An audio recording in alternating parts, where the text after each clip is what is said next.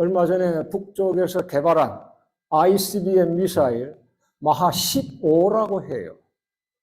뭐 대륙간 탄도미사일이야 북한이 미국을 상대로 만드는 거니까 놔두고 만에 하나 남북 사이에 무력 충돌이 빚어져 가지고 북한의 미사일이 남쪽으로 향한다고 할 때 마하 10 안팎의 미사일이겠죠. 거듭 말씀드리면 마하 10이면 시속 12,240이니까 240 떼버리고 12,000입니다. 분속 200km입니다. 1분에 200km를 날아간다는 얘기예요. 막을 수 없습니다. 뭐 미사일 방어 체계를 설치한다 뭐 한다 이제 사드가 들어가고 뭐하고 하는데 그거 절대 못 막습니다. 더구나 북쪽의 미사일은 요즘 개발했다는 게 러시아에서 개발한 이스칸타르라고 아마 들어보셨을 거예요. 떨어질 때 지그재그로 날아간다는 거 아니에요. 우리가 이제 미사일 방어 이걸 쏜다면은 얌전하게 높이 올라갔다가 내려오는 그걸 이제 계산해서 맞추겠다는 것 아니에요? 그걸 피하기 위해서 지그재기로 떨어진답니다. 그리고 탄두가 여러 개래요. 미사일 한 방에 폭탄이 5-6개가 된다는 소리입니다. 어떻게 맞겠어요? 서울과 평양 거리 200km 남짓합니다. 그러니까 미사일이 이제 직선으로 날아온다면 1분이죠. 그러면 미사일이 이제 높이 올라갔다가 내려오기 때문에 그래 봐야 한 2분입니다. 미사일까지 안 가도 서울 불바다 됩니다. 휴전선에서 서울 100km 안팎입니다. 미사일 필요 없이 장사정포라고 하죠. 멀리 날아가는 대포 수십 발 쏘면 서울 불바다 되지 않겠어요?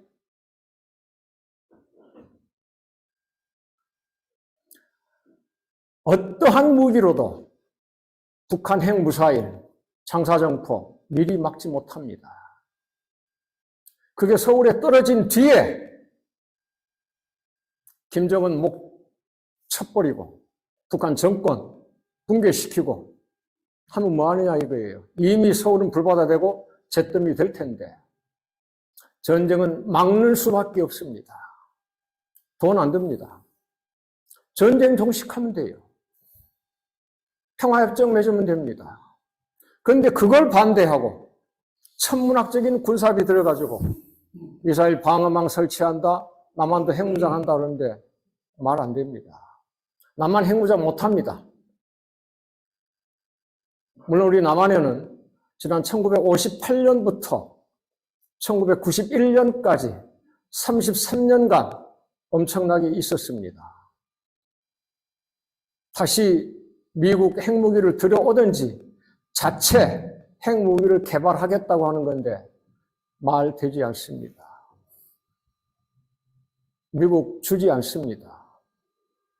우리가 미국의 반대를 무릅쓰고 핵무기 개발한다? 어림없습니다. 북한은 워낙 가진 게 없습니다. 자립경제입니다. 미국이 50년, 60년, 70년 한국 전쟁부터 지금까지 온갖 제재를 가하고 있습니다마는 북한은 살아남고 있어요. 미국의 봉쇄를 뚫고 우리는 그럴 수가 없습니다. 세계 10위 경제대국입니다. 무역으로 먹고 사는 나라예요. 미국과 유엔 또는 서방의 제재가 있게 된다면 우리 며칠 못 갑니다. 그러한 미국의 제재를 무릅쓰고 핵무기를 개발한다? 말도 안 됩니다. 그래서 윤석열이 무식하고 무모하다는 겁니다. 선제 타격하고 전쟁 불사한다는데 온 국민을 죽음으로 몰고 가는 거예요. 선생님들은 미국 땅에 계시기 때문에 안전하실지 모르겠습니다만 선생님들, 다른 가족, 친척 서울 쪽에 좀 계실 거 아니에요. 그래서 이 전쟁 반드시 막아야 됩니다. 흔히 북한 핵무기 개발하고 미사일 쏘아야 되는데 그렇게 할 수밖에 없지 않느냐 하는 사람이 있어요. 제가 가장 싫어하고 반대하는 말이 도발이라는 말입니다. 북한의 핵무기 미사일 도발. 흔히 역지사지라는 말이 있죠. 상대방의 입장과 내 입장을 바꿔놓고 생각해 본다는 거. 이거 한번 비교해 보시기 바랍니다. 얼마 전에도 신문 뉴스 제가 제목을 본 것 같은데요. 북한은 GDP 10% 또는 15%, 심지어 20%까지 국방비로 쓴다고 합니다. 북한의 GDP나 국방비는 공개되지 않습니다. 그리고 그냥 어렴풋하게 추산하는데요. 좋습니다. 10%, 15%까지 쓴다고 해서 아주 미친 짓이에요. 전시도 아니고 평상시에 GDP의 10%를 국방비로 쓴다? 근데 북한이 왜 이렇게 미친 짓을 해야 되는가? 말씀드릴까요? 참고로 우리 남한은 GDP의 3% 정도를 국방비로 씁니다. 정확하게 얘기하면 2.8%입니다. 미국은 3, 4%, 아마 작년에는 3.5%였을 거예요. 이게 이제 우리한테 왜곡으로 이끄는 거예요. 북한은 GDP의 10% 내지 15%를 국방비로 쓰고 우리 남한은 GDP의 3% 안팎을 국방비로 쓰기 때문에 북한이 최소한 3배, 5배 이상 많이 쓴다는 거죠. 얼마나 왜곡됐어요. 그럼 미국은 GDP 3.5%를 쓰니까 북한은 미국 5배를 더 쓴다? 말이 안 되잖아요. 액수로 따지면 미국 8천억 달러입니다. 미국 GDP가 23조예요. 23조에 3.5%. 대략 그게 8천억 달러입니다. 저 이거 외우고 있어요. 그리고 저는 초등학교 때 주산 유단자였습니다. 그리고 상고를 나왔습니다. 제가 상고 졸업할 때까지는 대학 교수는커녕 대학생이 되겠다는 꿈도 꾸지 못했어요. 어쩌면 제가 얘기가 딴 방향으로 흘러가는데. 우리 남한 GDP가 10등입니다. 지구상의 국가가 약 200개 있어요. 200개 국가 가운데 10등이다는 뭐예요? 최상위 5% 아닙니다. 그러잖아요? 1.8조입니다. 우리 GDP가. 그 중에 2.8%, 약 3%를 국방비로 씁니다. 얼마예요? 대략 500억 달러 정도 됩니다. 그러니까 미국은 8천억, 우리는 500억. 북한은 얼마일까요? GDP 숫자가 안 나와 있습니다. 세계은행 통계나 IMF 통계나 북한은 다 가입표로 나와요. 우리하고 경제 체제가 다르기 때문에 산출 방법이 다르고 또 설사 산출된다고 하더라도 북한이 공개하지 않습니다. 그런데 우리가 즐겨 쓰는 말이 있어요. 북한 경제 규모는 우리 남한의 50분의 1, 심지어는 100분의 1 수준이라고. 그런 얘기 들어보셨죠? 50분의 1이라면 100분의 1 말고 얼마 되겠어요? GDP가. 우리가 1.8조니까 2%면은 360억이잖아요. 360억에 15%를 쓴다. 그래 봐야 얼마예요? 50억 달러 안팎입니다. 우리 국방비 10분의 1입니다. 북한이 GDP의 15% 쓴다고 하더라도. 미국, 우리의 몇 배라고요, 아까? 8천만원 500, 16배잖아요. 북한의 몇 배예요? 160배입니다. 북한이 자기네보다 국방비를 10배나 쓰는 남한과 자기 160배를 쓰는 미국을 동시에 상대하는데 재래식 무기 경쟁할 수 있겠어요? 북한이 단 한 푼도 먹지 않고 입지 않고 100% GDP를 국방비로 쓴다고 하더라도 우리 남한에 못 미칩니다. 우리 GDP 3%를 국방비로 쓰니까 30분의 1 아니에요. 근데 북한 전체 규모가 우리 50분의 1이라고 하니까 얘기가 되죠. 근데 우리는 언론을 통해서 북한이 GDP 15%를 국방비로 쓴다. 우리는 3% 안팎이다. 저 새끼들은 빌어먹고 굶어 죽으면서 핵무기만 개발한다. 바로 이런 논리 아니에요. 얼마나 잘못됐어요. 이게 이제 군비로 비교하는 거예요. 그 다음에 우리 남한과 미국 해마다 수십 번 연합 군사훈련 실시합니다.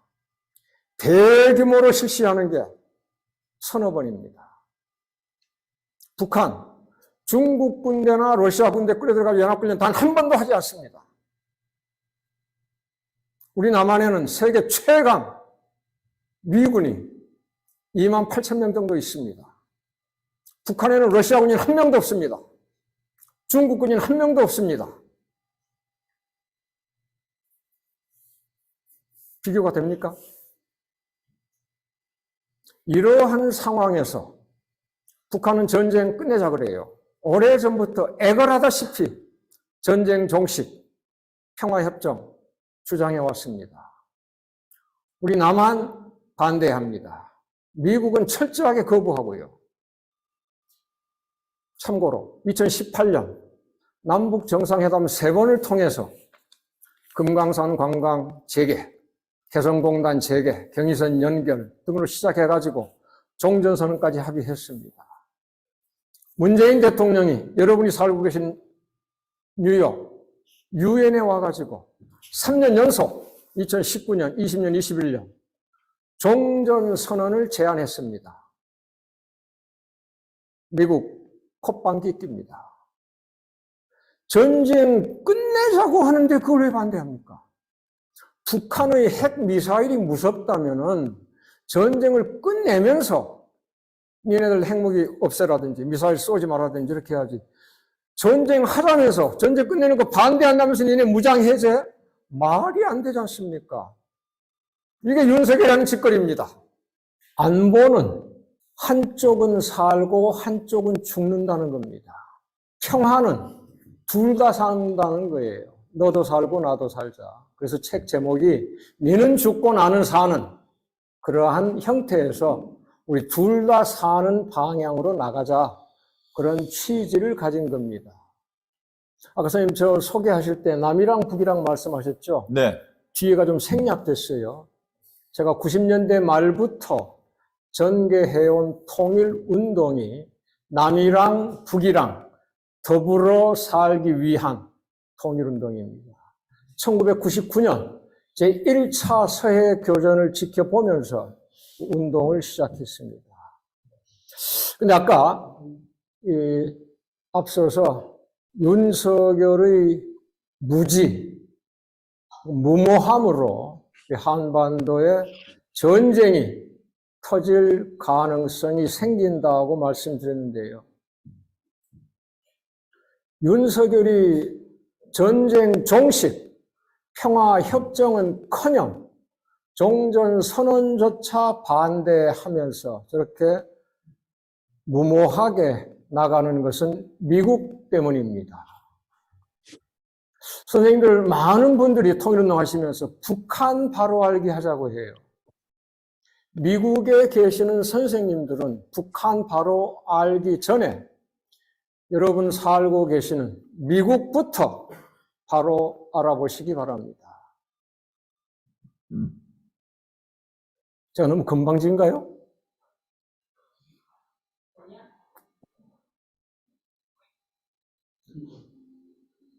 이 지구상에서 미국처럼 전쟁 많이 한 나라 없습니다. 미국처럼 전쟁 잘하는 나라 없습니다. 미국처럼 전쟁 좋아하는 나라 없습니다.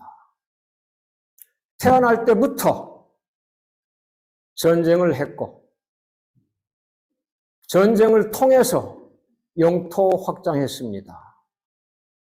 전쟁을 통해서 세계 패권을 잡았습니다. 전쟁을 통해서 패권 유지하고 있습니다. 전쟁 통해서 패권을 빼앗기지 않으려고 합니다. 그게 중국한테지요. 재미있는 통계가 있습니다. 1775년 미국이 영국을 상대로 독립전쟁할 때부터 지금까지 2023년 1월 247년이죠. 247년 동안 미국이 전쟁에 관여하지 않는 기간 20년밖에 되질 않습니다. 247년 역사 가운데서 1775년부터 1783년까지 독립전쟁 했습니다. 그래서 76년 독립선언을 했죠. 87년 헌법 만들고 89년 연방이 탄생했습니다. 그로부터 대략 반세기 후에 1840년대 멕시코와의 전쟁을 통해서 이 본토에서 가장 큰 땅덩어리 텍사스와 캘리포니아 뺏었습니다. 그 무렵에 금광이 발굴됐었죠. 캘리포니아에서. 이른바 서부 개척이라는 이름으로 수많은 전쟁이 일으켰잖아요. 누구와의 전쟁입니까? 원주민과의 전쟁이죠. 우리는 역사를 통해서 그걸 서부 개척이라고 배웠습니다. 어떻게 그걸 개척이라고 부를 수가 있어요? 수백만을 학살했는데. 그렇잖아요? 흔히 우리가 인디언이라고 부르는 미국 원주민을 씨를 말려버렸잖아요. 지금 보호구역, 리저베이션 안에다 가둬놓고 있고요. 아마 그 원주민 순종 별로 남아있지 않을 거예요. 그로부터 50년 뒤에 1890년대 당시 무적함대라고 불리던 스페인과의 전쟁에서 이겼습니다. 그때부터 제국으로 떠오른 겁니다. 그 전쟁을 이김으로써 스페인이 식민지로 가지고 있던 큐바, 푸에르토리코, 괌, 필리핀을 차지한 겁니다. 그래서 아시아까지 진출하게 된 거예요. 필리핀을 식민지로 만들면서. 그로부터 50년 뒤에 1940년대 2차 세계대전, 소위 태평양 전쟁 벌여가지고 일본한테 핵무기 떨어뜨리고 이겼죠. 그리고 세계 패권 국가로 우뚝 섰었습니다. 그때부터 소련과 50년 동안 냉전을 치렀습니다. 냉전 이겼어요. 91년 소련 망했습니다. 소련이 망하니까 그때부터 중국을 견제하고 봉쇄하기 위한 정책을 만들었습니다. 많은 학자들이 아직은 미국과 중국 사이에 새로운 냉전, 신냉전이 시작되지 않았다고 하기도 합니다. 우리 학자들이 신냉전을 어떻게 정의할 것이냐에 따라서 달라지겠지만 저는 90년대 중반부터 제 은사 요한 갈퉁 교수와 함께 이미 신냉전 시작됐다고 주장해 왔습니다. 1996년 미국과 일본이 군사동맹을 강화합니다. 97년 다시 개정하고요. 여러분들이 요즘 참 부정적으로 지켜보고 계실 텐데 일본이 평화헌법 고쳐가지고 군비 재무장하고 이제는 선제 공격까지 할 수 있는 군대를 가지겠다고 하잖아요.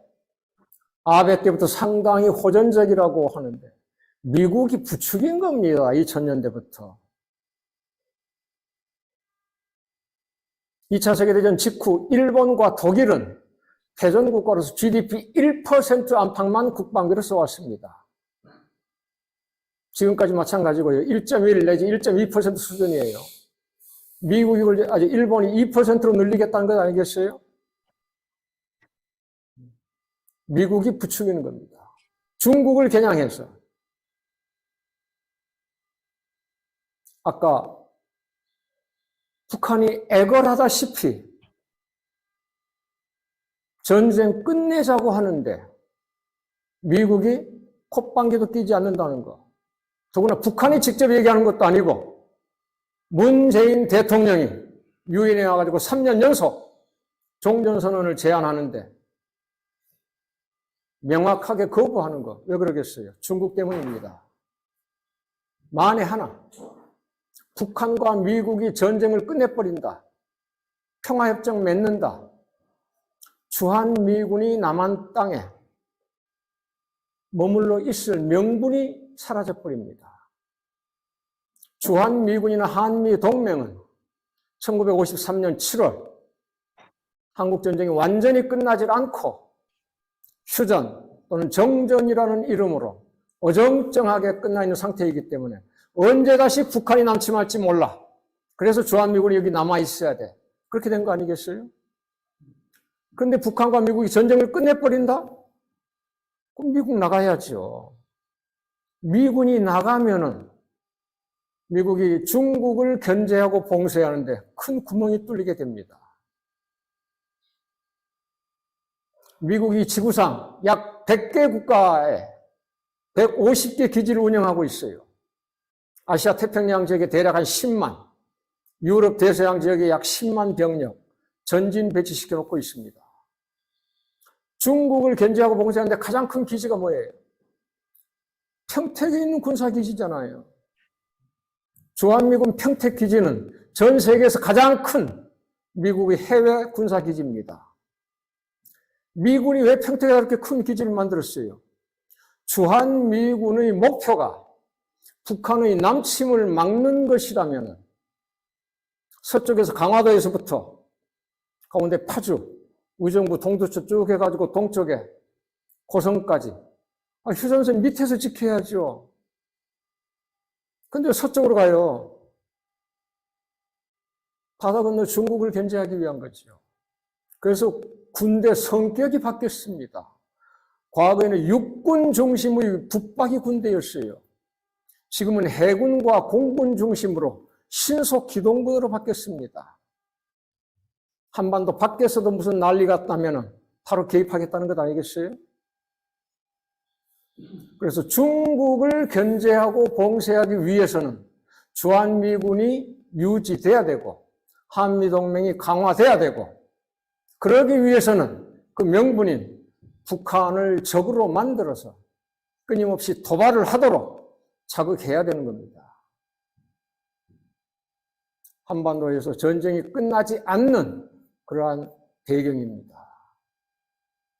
이러한 미국의 호전적인 대외 정책을 선생님들께서 잘 아시고 우리 한반도 평화 통일운동에 힘써 주시기 바랍니다. 고맙습니다.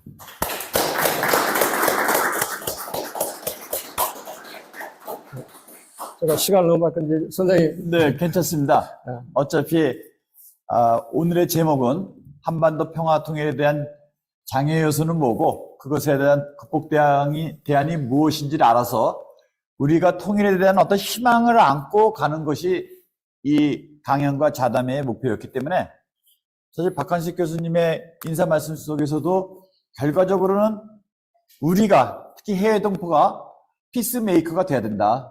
그렇게 하기 위해서는 바로 알아야 된다라는 것과 그리고 양 국가를 사랑해야 된다. 그래서 대안을 마련해야 된다라는 말씀해 주셨고요. 그리고 지금 이지봉 교수님께서 말씀하신 것이 사실은 가장 큰 장애 요소가 가장 큰 힘을 갖고 있는 패권 국가다. 그 국가가 호전적이다. 그리고 그 국가는 탄생서부터 지금 패권을 유지하는 모든 것이 군사를 가지고 한다. 라고 말씀을 해 주셨습니다. 아마 여기서 조금 이해 안 되는 분들도 있으실 거예요. 근데 어찌됐든 이거는 학자의 견해니까 여러분들이 한번 들어보시고요. 지금 이 자리에서도 주한미군 철수 그러면 이상하게 생각하시는 분들 분명히 있을 겁니다. 근데 종전과 평화협정을 맺은 이후에 주한미군은 철수돼야 된다라는 그런 말씀을 하셨는데 제가 볼 때는 그 패권 국가의 호전성도 굉장히 문제지만 기만성이 더 무서운 거 아니냐. 미국은 굉장히 전략 국가입니다. 전략의 핵심은 속임수입니다. 그 속임수를 가지고 남한 사회에 많은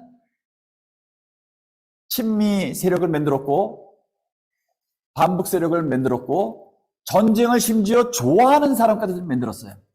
근데 우리가 생각을 해보면 70년 동안 전쟁이 없었을 때 우리는 세계 최빈국에서 10위권까지 도달했던 그런 저력 있는 민족입니다. 근데 지금 여기에서 다시 전쟁하자고요? 이게 말이 됩니까? 그런데 한국에서는 뻗치지 그런 얘기를 해요. 전쟁해야 되겠다고, 선제 타격해야 되겠다고. 이런 말이 안 되는 현상이 어떻게 해서 가능한가? 그거는 호전적인 미국의 기만성 때문에 그렇다고 봅니다. 그래서 첫 번째 이제 우리가 좌담에서 첫 번째 제가 드릴 수 있는 말씀은 질문 드리고 싶은 거는 바로 알기가 가장 중요하다. 바로 알아야지 현재 우리의 문제점이 뭔 줄 알고 문제점이 정확히 정의가 될 때 해결 방안도 나온다. 이건 뭐 논리적인 구조죠. 그래서 해결 방안이 여러분들 마음속에 오늘 좌담회 속에서 나왔을 때 뭔가 희망이 우리한테 생길 거라고 생각합니다. 여러분들 다 마찬가지겠지만 우리의 통일 문제만 하면 시지프스 생각이 나요. 맨날 고생해서 정상까지 올라가는데 맨날 굴러 떨어지죠. 한반도 평화 똑같지 않습니까? 그렇게 많이 노력해도 맨날 제자리, 분단, 전쟁, 이 공포 이런 데서 맨날 제자리인데 그 부분을 해결하기 위해서 교수님은 어떻게 생각하시는지 이미 얘기해 주셨지만 조금 더 자세하게 바로 알기와 문제 정의와 해결 방안 이거를 좀 간략하게 오늘 좌담의 핵심이라고 생각을 하는데 전체적인 얘기 듣고 제가 강론으로 좀 쪼개서 질문하겠습니다. 해결 방안 저는 못 찾겠습니다. 여러분 이거 한번 생각해 보세요. 미국에서 해마다 권총 사고로 몇 명이나 죽을 겁니까? 혹시 그 통계 아세요? 얼마 전에는 초등학생이 초등학교 1학년인가요? 자기 담임 선생을 쏘았대요. 제가 한국에서 그 뉴스 들었어요. 선생님 미국에 계시니까 다 들으셨잖아요. 오바마 대통령 때 자신이 흑인이니까 총기 규제하겠다고 그때 뭐 이제 그 난리가 났었잖아요. 뭐 흑인들 대기 경찰들이 흑인 죽이고 뭐 하고 해가지고 총기 규제하겠다고 나섰는데 못 고치고 있잖아요. 해마다 수천 수만 명이 총기 사고로 죽어가는데 총기 규제를 왜 못할까요? 그 해결책을 미국에서 찾는다면은 미국이 전쟁을 일으키지 않을 수 있는 해결책 제가 제안할 수 있겠어요. 미국의 지도자를 잘 뽑고 소위 군산복합체, 그러니까 권총에서는 권총협회가 있죠. 미국에서 가장 큰 이익단체입니다. 그 이익단체에서 돈을 뿌리기 때문에 대통령이든 국회의원이든 법안 만들 수 없잖아요. 대놓고 낙선운동을 벌이고 미국에서는 그게 합법이잖아요. 대통령도 거기에 종속될 수밖에 없지요. 군산복합체에. 그래서 저한테 이걸 해결책을 제시하라고 하는데 저는 못하겠습니다. 참고로요. 아까 이제 주한미군 철수 말씀하셨는데 여러분도 그런 여론조사 결과 많이 보셨을 겁니다. 북한은 절대 핵무기 포기하지 않을 것이다. 선생님도 그렇게 생각하세요? 저도 분명히 그렇게 생각합니다. 근데 여론조사가 잘못됐어요. 북한이 핵무기 포기할까요? 하지 않을까요? 이렇게 물어본단 말이에요. 아주 잘못됐죠. 당연히 북한은 핵무기 포기하지 않겠죠. 그 후속 질문으로 북한이 어떠한 조건과 상황에서 핵무기 포기할 수 있을까? 소위 이제 해결 방안으로. 그런 질문은 안 나오거든요.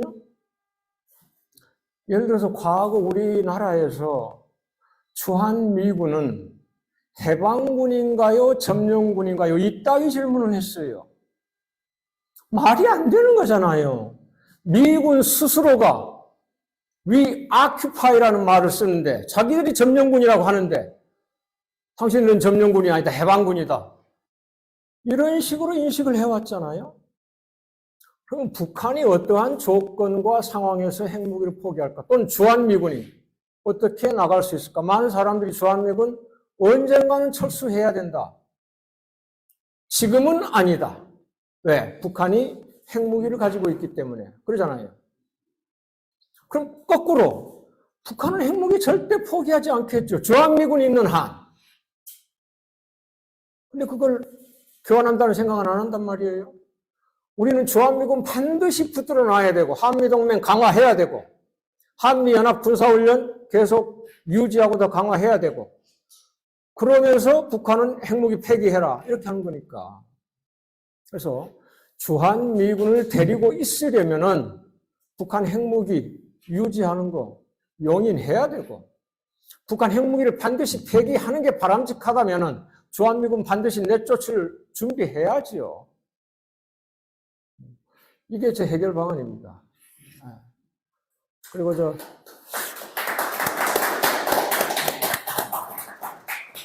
제가 아직 하나 더 붙일까요? 네. 지금 미국과 중국의 전쟁이 아주 심화하고 있어요. 선생님들은 많이 들어보셨을 거예요. 경제전쟁, 무역전쟁이라는 거는 트럼프 때 아주 강화됐죠. 트럼프든 바이든이든 공화당이 집권하든 민주당이 접권하든 경제전쟁, 무역전쟁 끝날 수가 없습니다. 저 경제 전문가 아닙니다만은 대략 저는 이제 통계치를 쭉 한번 뽑아봤어요. 저 이 얘기 함부로 하는 거 아닙니다. 아까 말씀드린 미국은 1775년부터 지금까지 247년 동안 전쟁하지 않은 기간이 20년도 안 된다. 박한식 선생이 하신 말이군요. 저도 그 통계 찾았습니다만 미국 대통령을 지낸 카터도 한 말입니다. 다른 나라 대통령하고 여러분이 미국 대통령, 카터가 한 말이에요. 미국이 중국한테 연평균 지난 5년 동안 제가 통계를 내보니까 3,500억 달러 적자를 받습니다. 3,500억 달러. 중국 빼놓고 미국한테 가장 큰 무역 상대가 위로 캐나다, 아래로 멕시코, 유럽에서는 독일, 아시아에서는 일본 이렇게 4개 나라입니다. 4개 나라 무역 적자 전부 다 합쳐가지고 중국한테 보는 무역 적자 절반도 되지 않습니다. 우리 한국한테 무역 적자 150에서 200억 달러 기록합니다. 그게 많다고 트럼프 때 한미 FTA 다시 협정하자고 했어요. 우방국인, 동맹국인 한국한테 150억 달러 적자 보는 게 많다면서 한미 FTA 다시 협정하자고 했는데 중국한테만 3,700억 달러 적자를 본다? 무역전쟁, 관세전쟁 하지 않을 수 없습니다. 두 번째, 요즘 부쩍 하고 있는 기술전쟁입니다. 많이 들어보셨죠? 대략 4가지가 있는데 2가지만 말씀드리겠습니다. 첫 번째가 5세대 통신입니다. 5G라고 하죠. 작년, 재작년에 미국에서 뉴스가 됐을 거예요. 중국의 이동통신회사 화웨이 부사장을 캐나다에서 체포하도록 했다. 알고 계시죠? 그렇게 난리를 쳤습니다마는 이미 5세대 통신 전쟁이 끝났다고 생각합니다. 전 세계 5세대 기지국 60%를 중국이 이미 건설했어요. 미국이 열심히 쫓아가고 있습니다만 아무리 미국이 더 좋은 걸 개발한다고 하더라도 이미 심어놓은 거 뽑아놓고 미국 갖다 놓을 수 없잖아요. 그러니까 전 세계 5세대 통신 시장의 60%를 이미 중국이 선점했다는 거. 그러니까 기술 전쟁에서 이미 그건 끝났습니다. 5G, 6G 통신. 반도체가 문제입니다. 반도체는 설계 분야에서는 미국이 압도적으로 세계 1등입니다. 그에 관한 부품, 소재, 일본이 가장 많이 만들어냅니다. 그래서 우리가 일본한테 그걸 사오는 바람에 65년 한일 국교 정상화 이후 지금까지 단 한 해도 우리가 일본한테 무역 흑자 누려본 적 없습니다. 연평균 200억 달러 가까이 적자 봅니다. 그래서 일본에서 그러한 부품 소재를 사다가 우리가 반도체를 많이 만들어냅니다. 그래서 반도체 생산은 우리 한국과 대만이 세계에서 가장 많이 합니다.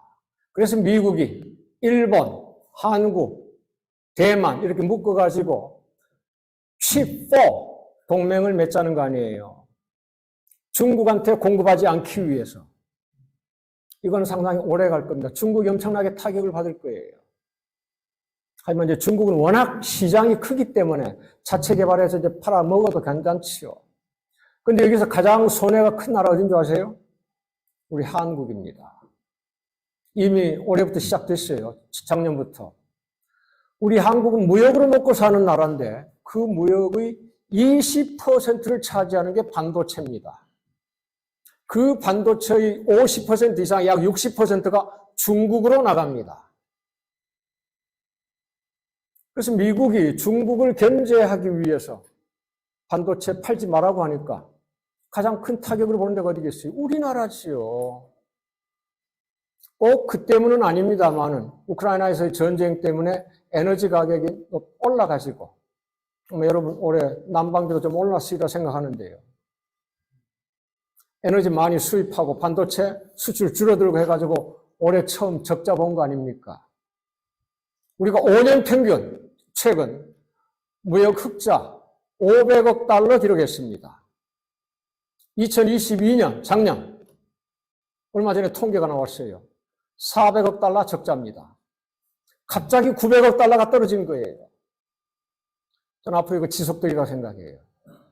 미국과 중국의 기술 전쟁 때문에 그 피해를 우리가 보고 있다. 무역 전쟁도 마찬가지예요. 우리한테 무역 제1 상대가 중국이고 제2 상대가 미국입니다. 중국과의 교역량이 미국과의 교역량 2배입니다. 또는 미국과의 교역량과 일본과의 교역량을 합친 것보다 더 많습니다. 우리가 반쯤 만든 물건, 이거를 이제 중국에다 보내면은 중국에서 값싼 노동력을 이용해가지고 그것을 완성품으로 만들어가지고 내보내는 구조란 말이에요. 미국이 중국에 이제 관세를 높이니까 중국에서 미국 수출량이 줄어들면 당연히 우리나라가 중국에 수출하는 양 줄어들 수밖에 없지요. 그래서 미국과 중국 사이에 무역 전쟁, 기술 전쟁, 가장 큰 피해자가 바로 우리 남한이라는 것. 이것도 선생님들 우리 남한에서 사업하시는 건 아니지만은 알아두시기 바랍니다. 더 위험한 전쟁이 있습니다. 영해 전쟁입니다. 미국과 중국 땅덩어리 규모는 비슷해요. 세계 3, 4위 기록하고 있습니다. 1등 러시아, 2등 캐나다. 근데 미국은 세계에서 가장 큰 두 개 바다를 양쪽에 끼고 있어요. 뉴욕 쪽으로는 대서양, 로스앤젤레스 쪽으로는 태평양. 중국은 미국과 비슷한 땅 크기를 가지고 있는데 육지 국가이기 때문에 15개 나라하고 국경을 접하고 있고 바닷길이 막혀 있습니다. 오른쪽으로 나가면 그게 소위 과거에 우리가 동진아해라고 불렀던 동중국해지요. 조금 나오면은 대만이 있습니다. 더 나오면 일본과 중국 사이에 영유권 분쟁이 나오고 있는 큰 섬. 중국말로는 다오위다오, 한자로 이제 조도라는 거 하는 거죠. 그게 나오고, 우리 한반도 나오고, 일본 오키나와 일본 열도 나오고, 그래서 딱 막혀 있습니다. 아래로 내려고 하니까, 이게 남중국해예요. 거기 남진아해라고 했는데, 왼쪽으로 베트남, 오른쪽으로 필리핀, 아래로 뉴질랜드, 오스트레일리아 이렇게 쫙 막혀 있잖아요. 그래서 미국이 트럼프 때부터 오바마 때는 아시아 태평양 전략을 전개했어요. 아시아 태평양 지역에서 중국을 봉쇄한다는 거죠. 그래서 한미일 중심으로 중국을 봉쇄했습니다. 트럼프 때 이게 바뀌었어요. 인도 태평양 전략으로. 그래서 인도양에서는 인도와 오스트레일리아, 태평양에서는 일본과 미국. 그래서 이 4개의 나라가 쿼드라고 들어보셨죠? 쿼드를 맺어가지고 중국을 봉쇄한다는 겁니다. 대만해요. 더 위험합니다. 지난번 로스앤젤레스에서 얘기했어요. 우리 진행자가, 한 질문자가 시진핑 때 대만을 침공한다는 이야기가 있다, 이런 얘기를 하시더라고요. 여러분 그런 뉴스 많이 보시죠? 시진핑 기자 막 출범했습니다. 5년 임기 3번째예요. 조건이 잘못되어 있어요. 시진핑 대만 침공할지 모르겠습니다. 두 가지 조건이 충족돼야 됩니다. 조건부 침공입니다. 알아두시기 바랍니다. 하나의 중국 원칙, One China Policy 들어보셨죠, 많이? 뜻은 바로 그거예요. 중국은 하나다. 대만은 독립국가가 아니다. 대만은 중국의 일부다. 이것이 하나의 중국이라는 겁니다. 요거 요새 중국이 일방적으로 발표하는 것 아닙니다. 이런 게 보도 안 되는 게 바로 왜곡이에요. 50년 전, 1972년 미국과 중국이 정상회담을 통해서 합의한 겁니다. 여러분 스마트폰 한번 찾아보세요. 샹하이 커뮤니케. 72년에 맺어진 거예요. 중국은 하나다. 대만은 독립국가가 아니다. 근데 이제 대만이 반발하니까 중국이 은밀하게 국내법을 하나 만들었어요. 그게 1979년 대만 관계법이라고 합니다. 내용이 뭐냐? 대만의 안보를 위해서 미국이 군사 지원을 한다. 무기를 엄청나게 팝니다. 중국이 반발하는 게 바로 그거예요. 니네는 우리하고 하나의 중국 원칙에 합의해 놓고 대만이 독립국가가 아니라면서 계속 대만한테 무기를 파느냐 이거예요. 그러니까 미국이 야비하다는 거예요. 위선적이고.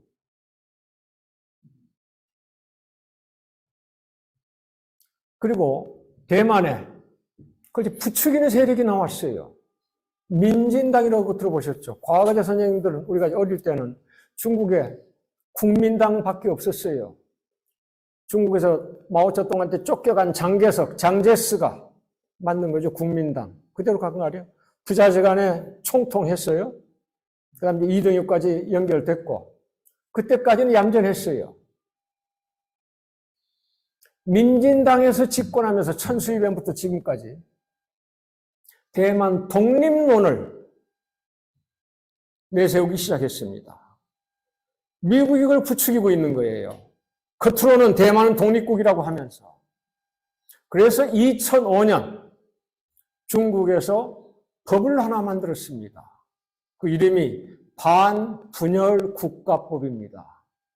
국가를 분열시키는 거는 바로 그냥 때려잡겠다 이런 내용이죠. 그러니까 대만이 독립을 추진하고 외부에서 그것을 부추기는 세력이 있다면은 중국이 가만히 있지 않고 무력으로 대만을 침공하겠다 요겁니다.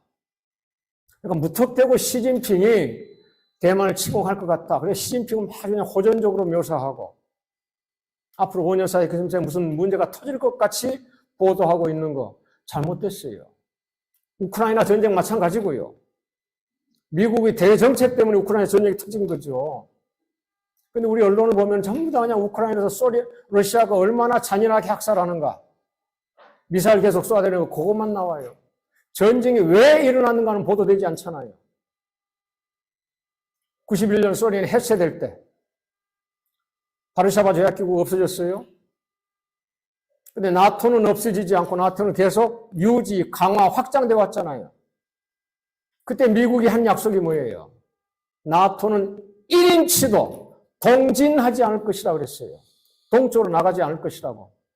그런데 90년대 말부터 과거 소련의 동맹이었던 폴란드, 헝가리, 체코, 나토로 편입시켰잖아요. 2000년대 들어와가지고는요. 과거 소련의 일부였던 조지아 편입시키려다가 조지아 전쟁 터졌고 우크라이나를 나토로 끌어들이려다가 지금 이번 전쟁 터진 거 아니에요? 그래서 전쟁 터지기 전에 푸틴이, 여러분은 푸틴 호전적이라고 욕하시겠지만 미국한테 최후 통첩을 보냈습니다. 우크라이나를 나토에 끌어들이려는 움직임 중단하라. 나토 연합군사훈련을 흑해까지 와서 러시아 특미 중단하라. 이런 내용이에요. 나토 다른 국가들은 오케이 했습니다만은 미국과 우크라이나가 반대한 겁니다. 그래서 푸틴이 쳐들어갔어요. 전쟁 일으키는 거, 침공하는 거 용서받지 못할 짓입니다. 그 전쟁을 부추기는 거는요. 앞으로 미국과 중국 사이에 우리 한반도에서 대리 전쟁이 일어날 수 있고 대만 해협에서 대리 전쟁이 일어날 수가 있겠어요. 미국은 직접 전쟁에 들어가지 않을 겁니다. 이번 우크라이나처럼 계속 우크라이나 물자만 지원하면서 간접적으로 미국, 일본, 미국까지 러시아가 전쟁하는 것 아니겠어요? 그런 게 우리 한반도 안팎에서 터질 수 있다. 아까 제가 말씀드렸어야 되는데 중간에 이렇게 됐어요. 해결 방안을 내놓으라 해서 해결 방안이 없는 대신 다른 거를 좀 더 강조했습니다. 이제 다른 질문 받겠습니다. 네. 어찌됐든 여러분들이 궁금하고 생각지 못했던 여러 방면의 말씀을 해주셔서 굉장히 감사합니다. 근데 제가 생각을 할 때 뭔가 이런 말씀을 들으면서 가슴이 답답한 거는 숨길 수가 없어요. 여전히 우리에게는 희망이 없단 말인가? 여전히 강대국의 노란알 운명이란 말인가? 있습니다. 이제 그런 생각이 드는데 사실 우리말에 호랑이 등 뒤에 올라타도 정신만 차리면 산다 그랬어요. 그리고 이제 평소에 우리 이재범 교수님이 그런 표현을 쓰셨어요. 옛날에는 고래 싸움에 새우 등 터진다. 근데 지금 우리가 새우가 아니야. 우리는 최소한 돌고래급이야. 이런 말씀을 하셨어요. 그거 언제 들으셨어요? 아마 LA 때 하셨던 것 같아요. 근데 제가 정확히 기억은 못하죠. 어쨌든 그 말씀을 분명히 하셨는데 거기에서 제가 볼 때는요. 문제가 있어요. 돌고래가 두 마리예요. 남쪽 돌고래, 북쪽 돌고래. 근데 북쪽 돌고래는 절대 조련사의 말을 안 들어요. 근데 남쪽 돌고래는 조련사인 미국의 말을 너무 잘 들어요. 그래서 남쪽 돌고래하고 북쪽 돌고래하고 싸움질하게 돼 있어요, 지금. 대리전하게 돼 있어요.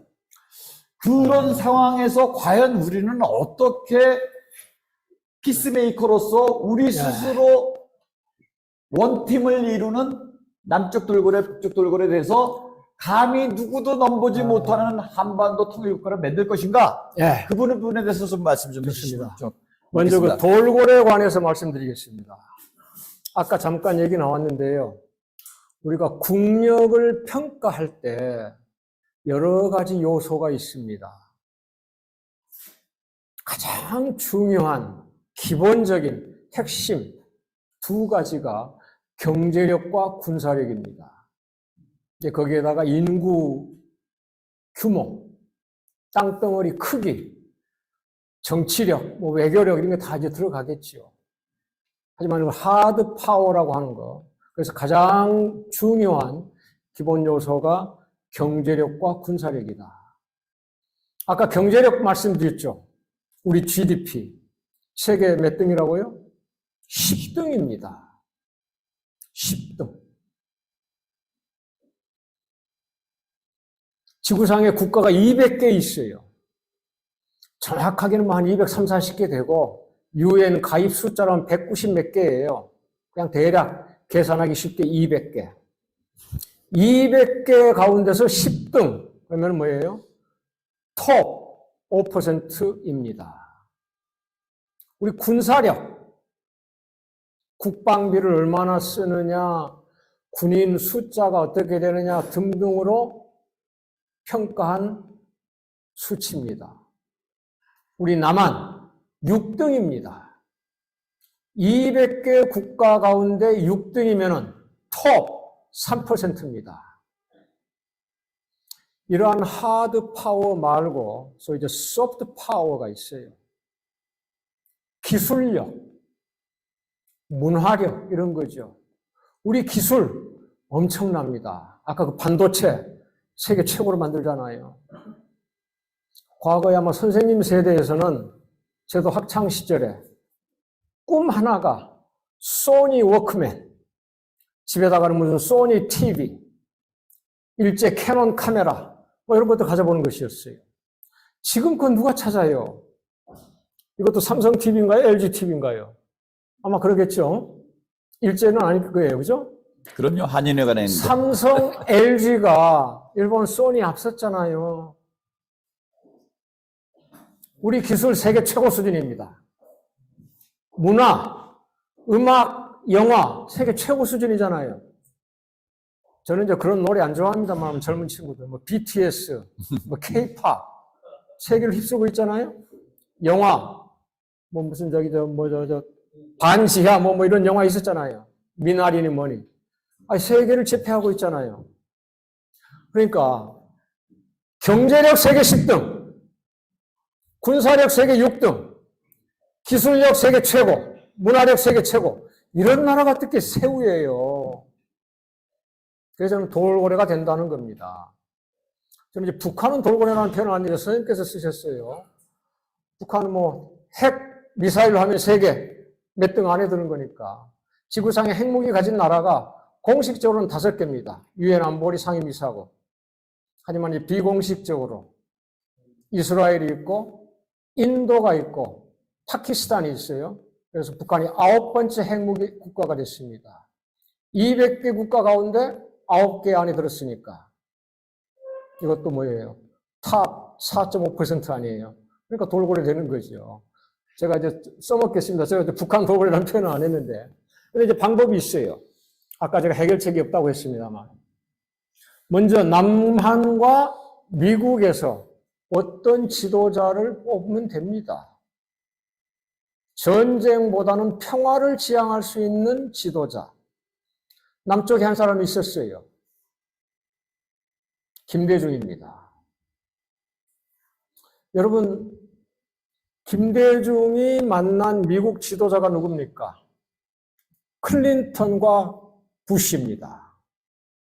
클린턴, 김영삼과 클린턴이 있을 때 클린턴은 엄청나게 호전적이었어요. 북한을 없애겠다고 했습니다. 휴전선을 방문해가지고 김영삼 정부 때, 그리고 그 전에 94년 북한 폭격하려고 했잖아요. 그런데 박하식 선생이 카터를 미국으로 보낸 겁니다. 박하식 선생이 그 중재한 거 아시죠? 네. 나중에 클린턴 미국 가도록 중재하셨고.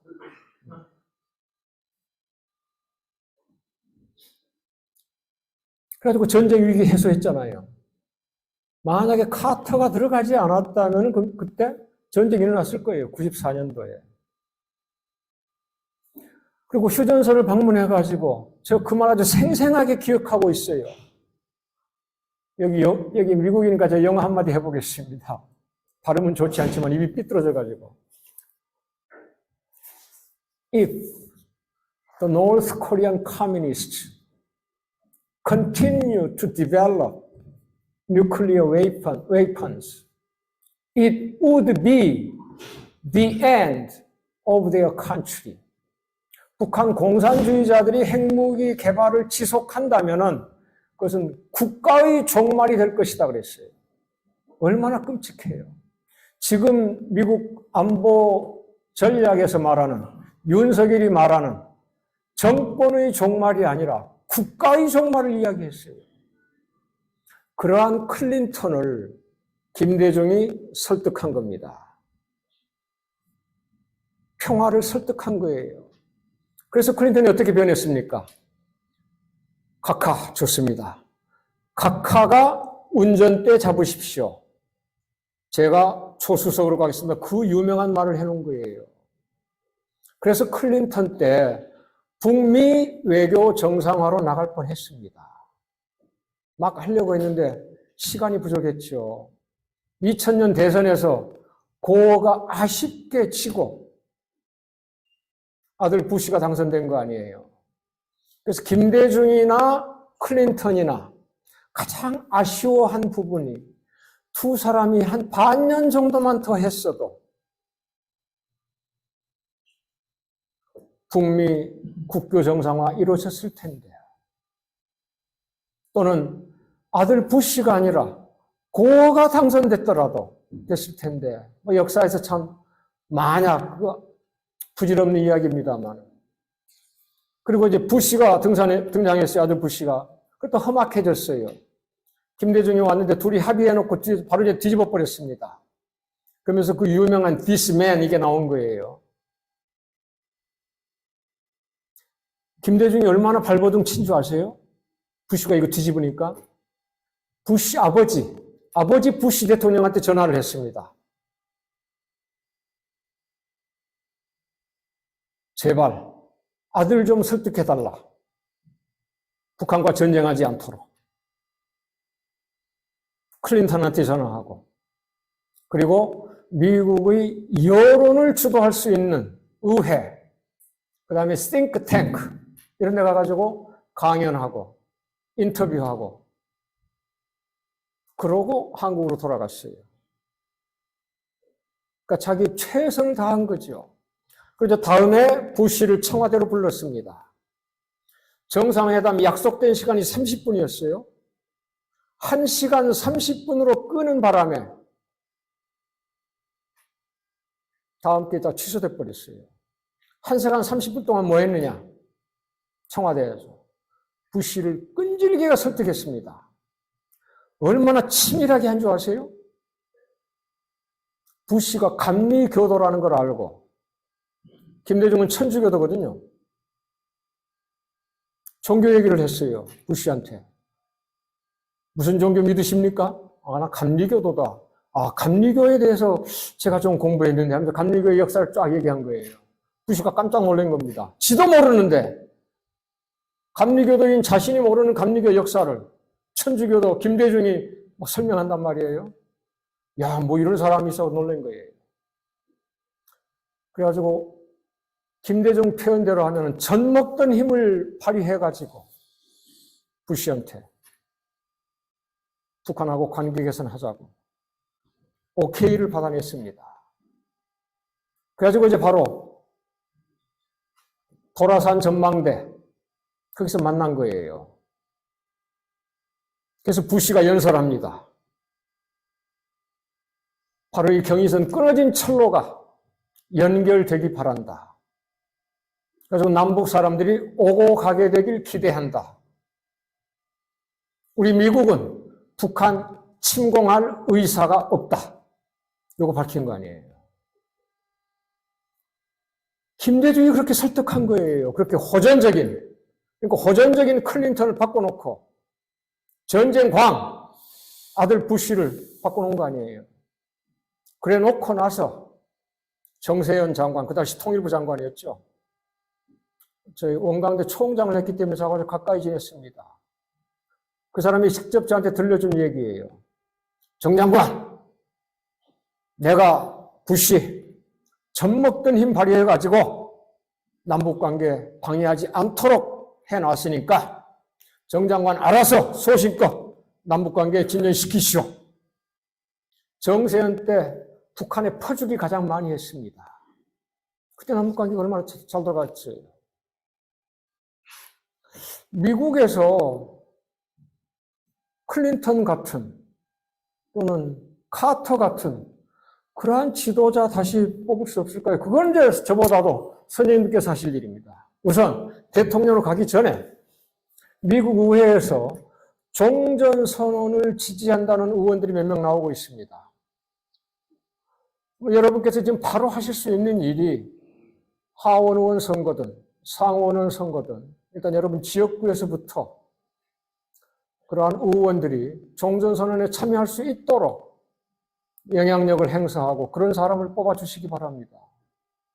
그리고 이제 전체 우리 동포들이 모여가지고 투표력을 통해서 그러한 의원, 나가서는 그러한 대통령을 뽑을 수 있도록 한다면은 한반도 평화 크게 진전될 수 있지 않겠느냐.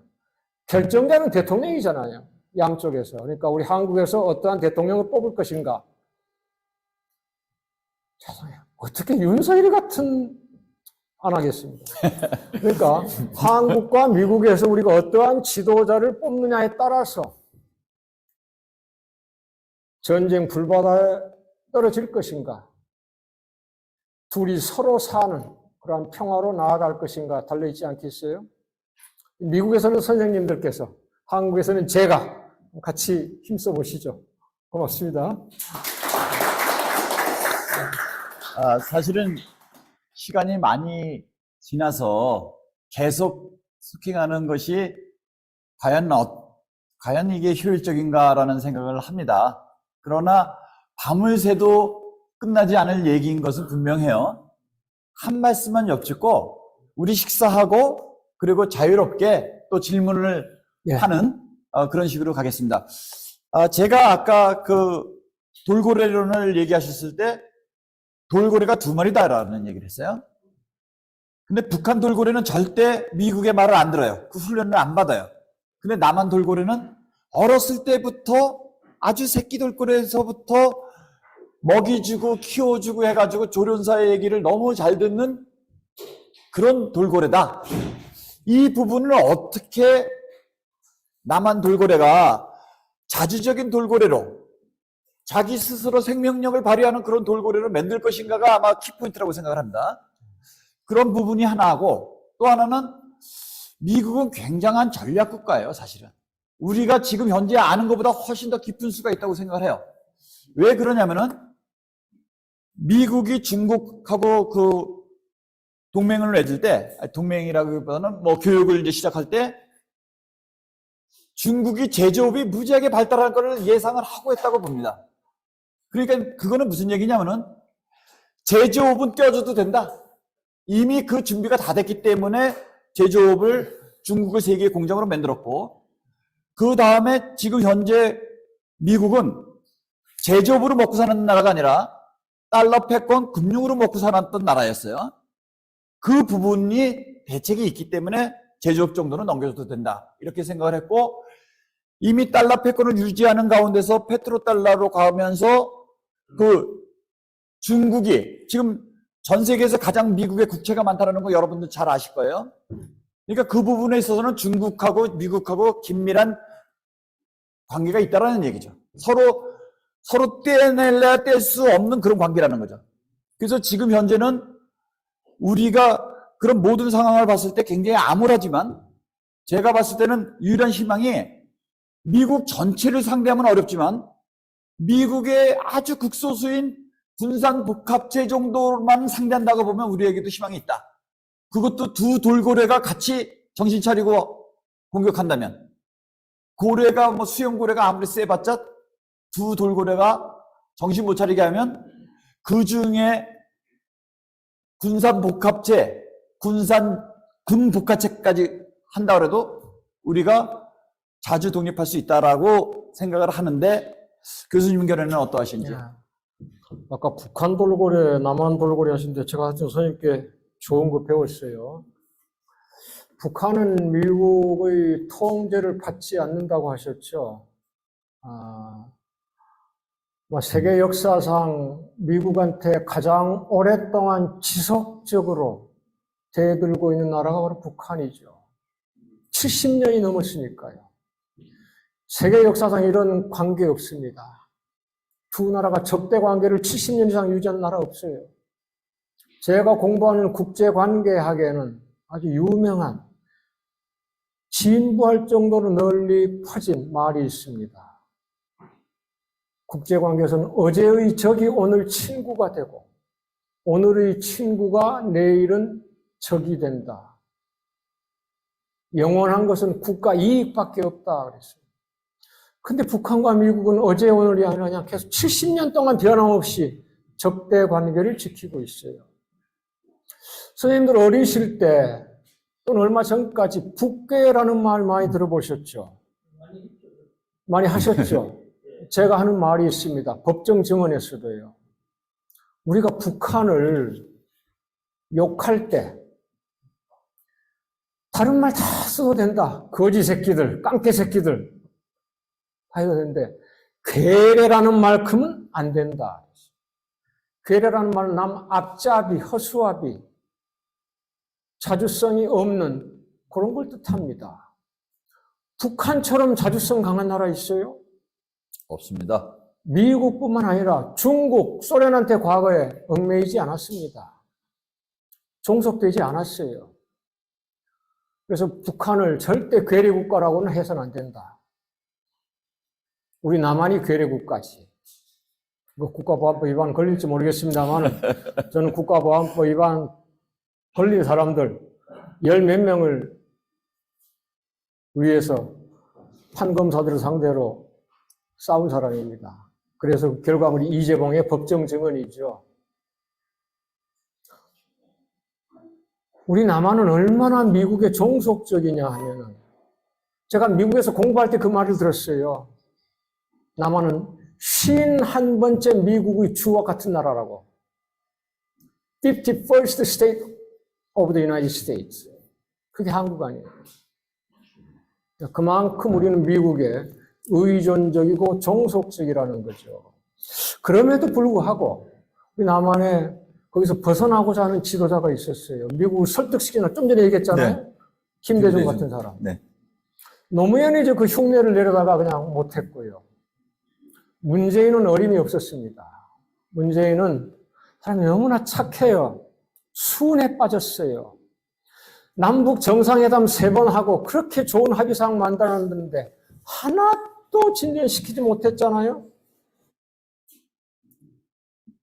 자기가 좀 그냥 앞장서서, 그게 바로 리더, 지도자 아니에요.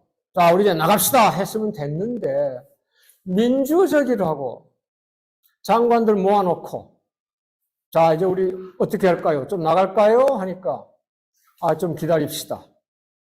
트럼프하고 김정은하고 다시 합의할 때까지. 우리가 먼저 앞서 나가다가 트럼프한테 뒤치다가면 어떡합니까? 트럼프 성격 아주 난폭한데. 그 기다리다가 2차 북미 정상회담이 결렬되면서 완전히 물 건너가 버린 거 아니에요. 그렇게 조심스러웠다는 거. 김대중 같은 지도자라면 그랬겠어요? 미국을 막 설득시키면서, 야, 우리 먼저 나갈게 하고, 이제 뭐 경의선 연결하고, 금강산 관광 재개하고, 개성공단 막 열고 그랬겠죠. 지금까지 우리는 모든 약속을 북한이 안 지킨다고 생각해요. 남북 정상회담 5번 있었는데 그 합의상 우리 남한이 한 번도 못 지켰습니다. 1994년 제네바 합의 미국이 안 지켰어요. 북한이 안 지켰다고 그러는데. 그래서 가장 크게 약속 안 지킨 쪽은 미국이고 남한입니다. 이거 지금 내가 또 딴 방향으로 흘러갔는데. 그 다음에 이제 미국도 마찬가지예요. 미국도 그렇게 그 클린턴 또는 카터 같은 지도자 다시 뽑을 수 있지 않는데, 미국은 형식적으로 참 민주주의입니다. 세계에서 가장 오래된 민주주의 국가라고 하죠. 미국을 아주 재미있게 표현한 사람이 있어요. 아까 제가 247년 역사 가운데서 무려 230년 정도 전쟁을 치렀다 했는데요. 카터가 얘기했다고. 그런 자료가 있고, 박하식 선생이 얘기를 했고, 재미있게 표현한 사람이 있습니다. 혹시 여러분 가운데 멕시코 출신 극작가, 소설가, 아주 유명한 소설가입니다.